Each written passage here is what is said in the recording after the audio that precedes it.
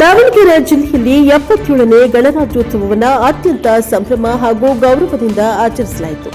ನಗರದ ಜಿಲ್ಲಾ ಕ್ರೀಡಾಂಗಣದಲ್ಲಿ ನಡೆದ ಜಿಲ್ಲಾ ಮಟ್ಟದ ಗಣರಾಜ್ಯೋತ್ಸವ ಕಾರ್ಯಕ್ರಮದಲ್ಲಿ ಜಿಲ್ಲಾ ಉಸ್ತುವಾರಿ ಸಚಿವರಾದ ಎಸ್ಎಸ್ ಮಲ್ಲಿಕಾರ್ಜುನ ಅವರು ರಾಷ್ಟ್ರಧ್ವಜಾರೋಹಣವನ್ನು ನೆರವೇರಿಸಿದ್ದಾರೆ. ಧ್ವಜಾರೋಹಣದ ಬಳಿಕ ಸಚಿವರು ತೆರೆದ ವಾಹನದಲ್ಲಿ ಕವಾಯತು ತಂಡಗಳ ಪರಿವೀಕ್ಷಣೆ ನಡೆಸಿದ್ದಾರೆ.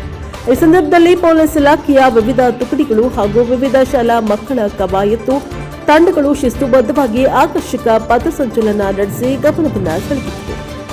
ಕಾರ್ಯಕ್ರಮದಲ್ಲಿ ಸಂಸದೆ ಪ್ರಭಾ ಮಲ್ಲಿಕಾರ್ಜುನ್, ಜಿಲ್ಲಾಧಿಕಾರಿ ಗಂಗಾಧರ ಸ್ವಾಮಿ, ಐಜಿಪಿ ರವಿಕಾಂತೇಗೌಡ, ಜಿಲ್ಲಾ ಪೊಲೀಸ್ ವರಿಷ್ಠಾಧಿಕಾರಿ ಉಮಾ ಪ್ರಶಾಂತ್ ಸೇರಿದಂತೆ ಅನೇಕ ಗಣ್ಯರು, ಅಧಿಕಾರಿಗಳು ಹಾಗೂ ಸಾರ್ವಜನಿಕರು ಭಾಗವಹಿಸಿದ್ದರು.